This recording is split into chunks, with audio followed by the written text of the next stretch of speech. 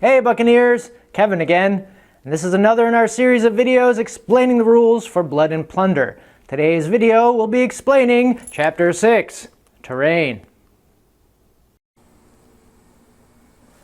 Now if you've been viewing these instructional videos in order, I have good news. After this chapter, you will have all the knowledge needed to play a full-scale land battle. But I'm getting ahead of myself. Let's finally talk in detail about terrain. And bear with me, I'm going to be saying the word terrain a lot. The types of terrain you use and how they are laid out are what make every game of Blood and Plunder unique. While we may have mentioned once or twice that this is a historical miniatures game, once again, rule number one is to have fun. If you wish to set up a pirate raid in an office building, feel free. Want to recreate your favorite theme park attraction? Why not? Whatever you choose, there are a few ground rules. First, the players will need to agree on how each piece of terrain is to be classified. We'll begin with the easy ones. Structures. Buildings, fortifications, and ships should be self-explanatory. They have their own rules, which we will discuss later. Generally speaking, a structure is a large object that blocks line of sight to units and other objects behind it. They typically have internal sections, such as rooms or decks, and they can potentially be climbed. There's more to come on structures in just a few minutes. If your terrain is not a structure, the next question is, can models hide behind it? This applies, for example, to stone walls, barrels, hay bales, lone trees and bushes, narrow strips of vegetation, fences, and stacks of silver ingots, of course. These are referred to as objects or object terrain. Now, here's where it gets a little tricky. Models behind object terrain will gain cover at any distance beyond 3 inches. If the attacking unit, however, is within 3 inches of the object, the defender loses the cover save. If the attacker and defender are both within 3 inches, cover is restored for both units. It makes sense when you picture these scenarios in your mind's eye. Objects of 1 inch or shorter do not interfere with line of sight. Remember that rule about the torso being in view. But they do impose a movement penalty of -1 inch per move. Objects taller than 1 inch may block line of sight completely and prevent movement unless the players have already decided it is climbable. There's more to come on climbing later on. This is a good time to discuss one of these secondary characteristics inherent in some terrain. Any terrain that slows movement is referred to as rough terrain. Therefore, it's possible to have, for example, rough object terrain or rough area terrain.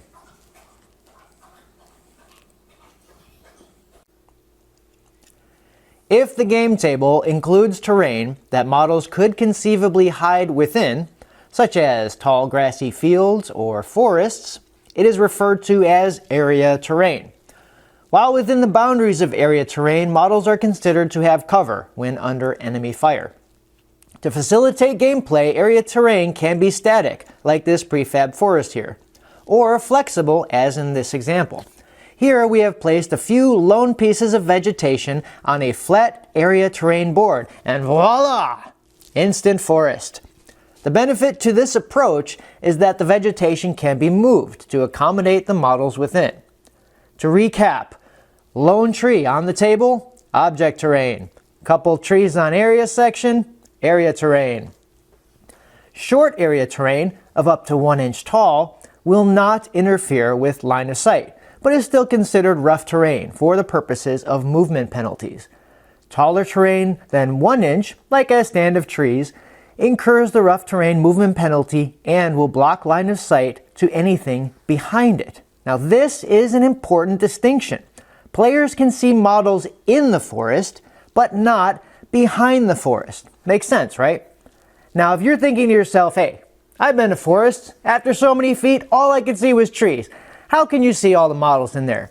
Well, good for you for getting out into nature. I'll have an optional rule just for you coming up. Stay tuned. Your game table may have open areas that will affect gameplay. typically to hinder movement while not providing cover and having no effect on line of sight. Ultimately, the players will decide how these are categorized, but here are a few examples from your friends at Firelock Games. Sandy or rocky areas and shallow water are considered rough terrain. If you've ever tried running in any of these, you know where we're coming from. Here we run into another secondary characteristic of some terrain. Terrain that may not be moved through or across is considered impassable. So deep water, fast moving water, or areas that are burning are considered impassable. If you insist that your marineros can swim, keep this in mind. Even if they could, the movement penalty would be so severe that most games would be over before they got out of the water. This is why there are no rules about swimming. So if any models try to enter the rapids or the burning building, they will suffer a horrible death and be removed from the game. Okay, we are finally going to talk a bit about ships and how they are affected by terrain. Sorry gang, the rest of the details on how ships work are coming soon. Just 2 more videos to go. Now, as with land terrain, water terrain effects must be agreed upon by all players at the start of the game. So starting with deep water, this is the open ocean. On fabricated terrain, such as these fat mats made by Table War, which incidentally you may have received with your Kickstarter, deep waters are found beyond 3 inches of any shore. Only ships and boats may move through deep water, and any model caught in it for any reason is eaten by a shark and removed as a casualty. Shorelines, of course, are where the water meets the land. Areas of water within 3 inches of land is considered shoreline and is conveniently measured out for you already on this fat mat. A ship with a draft value, that is the number indicating how low the hull sits below the waterline, will run aground when entering the shoreline.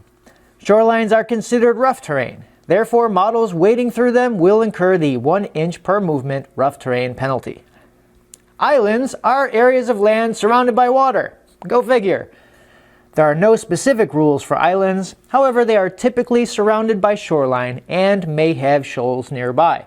Oh, speaking of shoals, these are areas of shallow waters, at least where ships are concerned. Ships may try to navigate through shoals, but must roll a test to see if they run aground when they do so. We call this shoal searching. Boo! Come on. Okay, fine. We don't really call it that. It was a good pun, though. No. Shoals are still too deep for your marineros and other models, so they will be removed as casualties if they find themselves caught in them. Whether different types of terrain are climbable is yet another secondary characteristic of terrain, which will have to be decided by all players at the start of the game. Some easy to classify climbable terrain are wooden fences, ruined stone walls, and ladders. You may disagree, however, on whether tall stone walls that are greater than 3 inches are able to be climbed. Stacks of barrels may be climbable, unless they are loosely stacked due to the units partaking of the contents before battle. Once all are in agreement, the rules for climbing will apply equally across all terrain types. Now to begin climbing, the unit must be within 1 inch of the feature it is trying to climb. A negative 1 inch penalty to move actions is applied here, similar to rough terrain. To get over tall obstacles, a unit may take as many consecutive climbing move actions as it needs as long as they don't exceed the 3 actions per turn limit. Now this is important because getting over an obstacle requires climbing up as well as down. So in this example, the milicianos will require 2 move actions because the wall is 3 inches high on one side and 1 inch high on the other. Due to the 1 inch move penalty, the unit has enough movement to get to the top, but not enough to get down without using another action, and there is no legal place to stand on the top of the wall. The unit must be able to end its activation with all models in a legal formation. That is, they must be cohesive and resting on their bases, not hanging by the second-story window of a brothel. If these conditions cannot be met, the climb may not be attempted.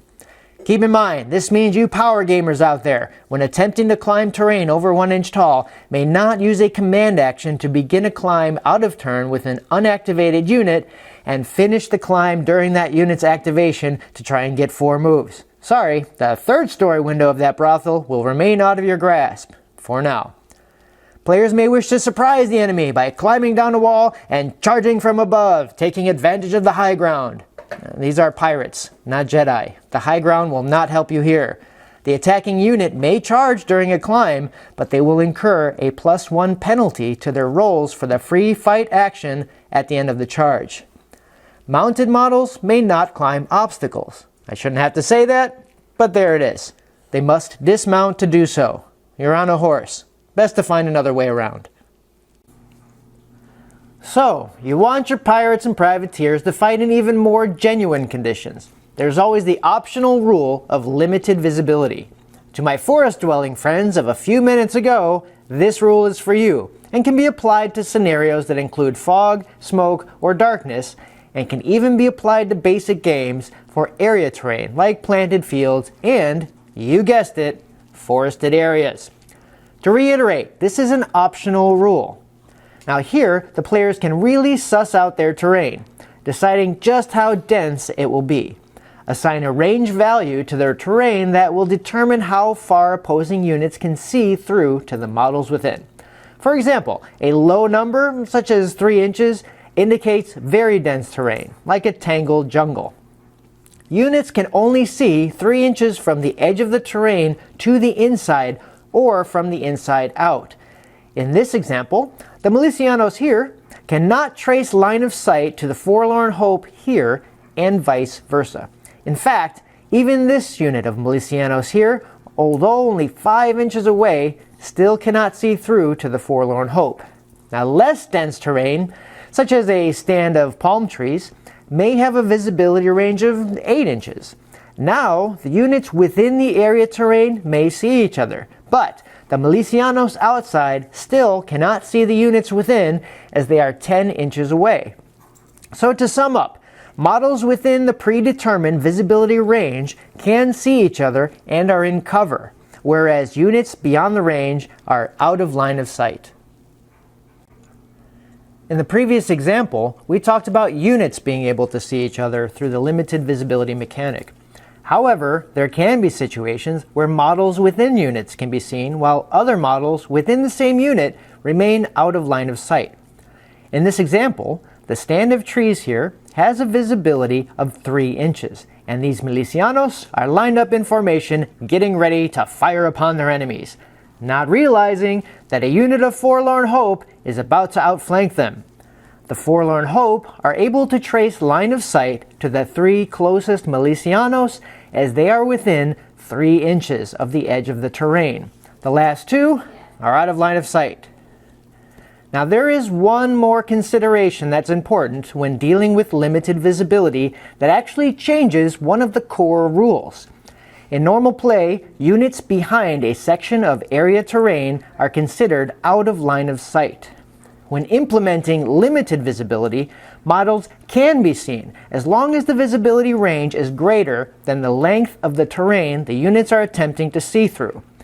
In this example, the visibility range of this terrain is 7 inches, but the terrain itself is only 6 inches across. Without the limited visibility rule, the English militia are out of line of sight of the Milicianos. With the limited visibility rule, line of sight can be traced between the English militia and the Milicianos. There are 3 categories of structures in Blood and Plunder. Buildings, from humble shacks to large stone structures like churches. Fortifications, including forts, gun emplacements, walls, and other defensible construction. And ships, covering all seafaring vessels, large and small. The following rules apply to all structures, but ships have additional rules that will be explained in, wait for it, the ships video, covering chapter 8. Now we're on to the structure basics. All structures are divided into sections for the purposes of unit placement. In buildings, each floor and/or room is a different section. In fortifications, the wall segments, emplacements, and bastions are separate sections. Ships are divided into decks. Go figure. In order to streamline gameplay, any section is considered to be a 4-inch by 4-inch square for the sake of range, movement, command actions, etc. If a space exists that is larger, say the inside of a barn, it should be divided into sections as close to 4 inches by 4 inches as possible.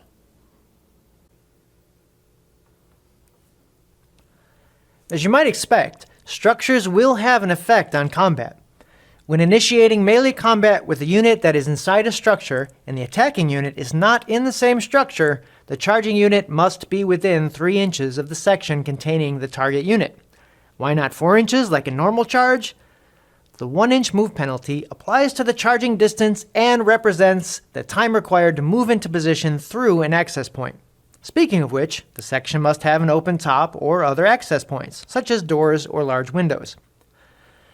The attacking unit charges up to its move distance to place as many models as possible into base contact with the section's exterior near any access points. At this stage, the unit inside may attempt a defensive attack following the standard rules laid out in the combat section. Next, the attacker moves 1 model into the section to represent that the 2 units are engaged in melee combat. This keeps the models easier to manage during this stage and plays an important tactical role, as you will soon see. In this example, this unit of milicianos is occupying this emplacement when the freebooters charge in.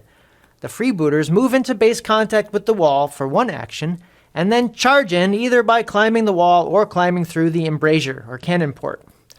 After any potential defensive attacks are made by the milicianos, the freebooters place 1 model in the emplacement, leaving the rest outside.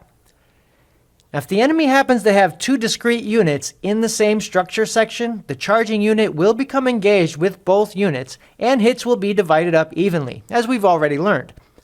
Since both defending units may choose to defensive attack, well, this may not be the wisest strategy.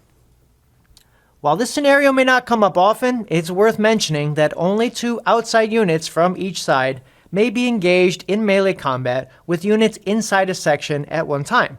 In other words, the 2 friendly units per section rule applies here. So back to our example. Taking advantage of the engaged Spanish unit, the Forlorn Hope charge in from over here. Not to let their brethren go down easily during their activation, this unit of Lanceros charges from this adjacent section and joins the fray. Now, since the Lanceros are a friendly unit, they may enter the section with their entire force, as you see here. There are now 2 units of each faction occupying this section, and no others may join. Inside, the units are still vulnerable to attack from outside the emplacement, and here's why. Remember how the English units left 1 model inside and the others outside? Well, units that initiate melee combat from outside the section or from an adjacent section are considered to be in both the defender section and their original starting location. So watch out for those sneak attacks, as your unit will become exposed on 2 fronts. Now, at this point, melee combat is resolved following the standard rules. Once the section is clear of enemy units due to fleeing after being shaken, routed, or removed as casualties, the victorious unit may use its free consolidation move to occupy the newly cleared section.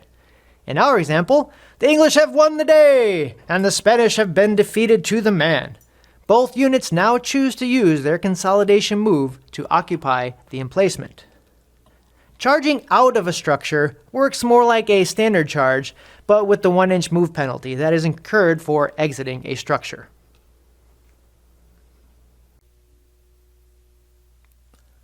Ranged combat is not greatly altered while inside a structure, but there are some rules in place to keep combat flowing smoothly.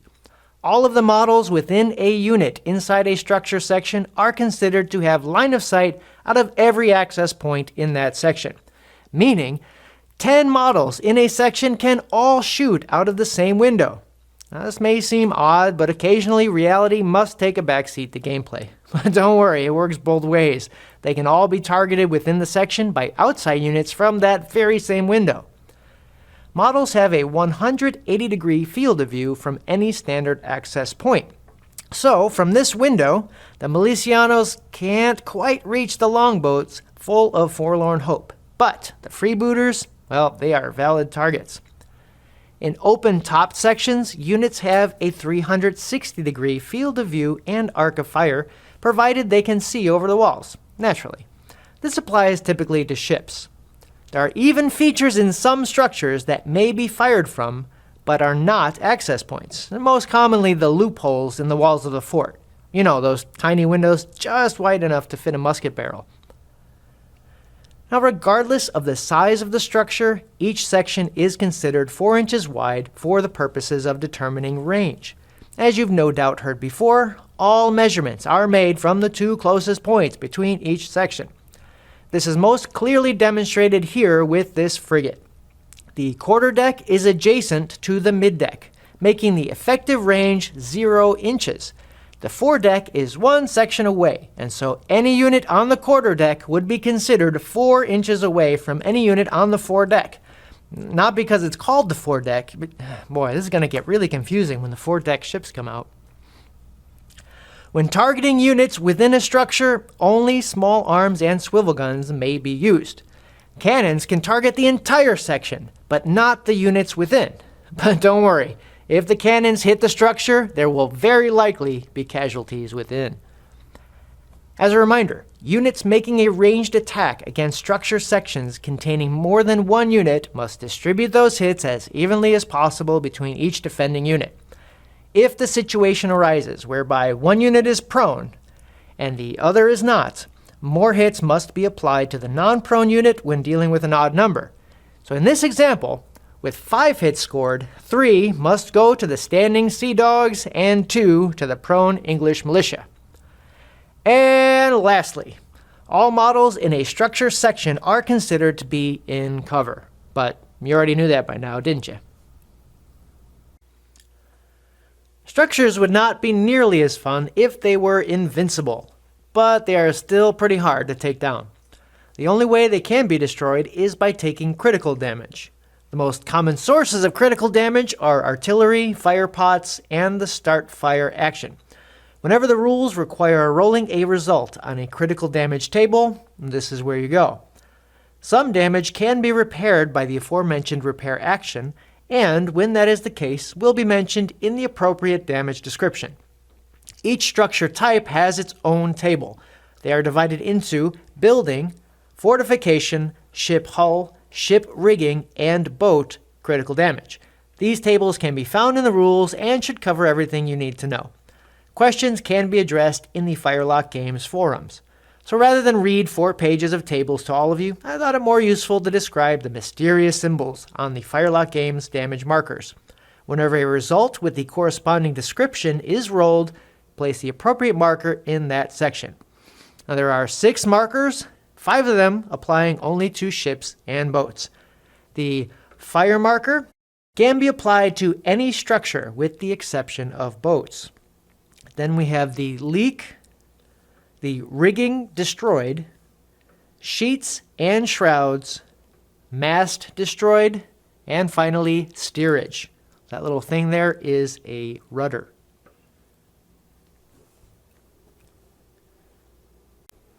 So this concludes our video for Chapter 6. If you have any further questions about the rules for terrain, please visit our forums at firelockgames.com. See you next time.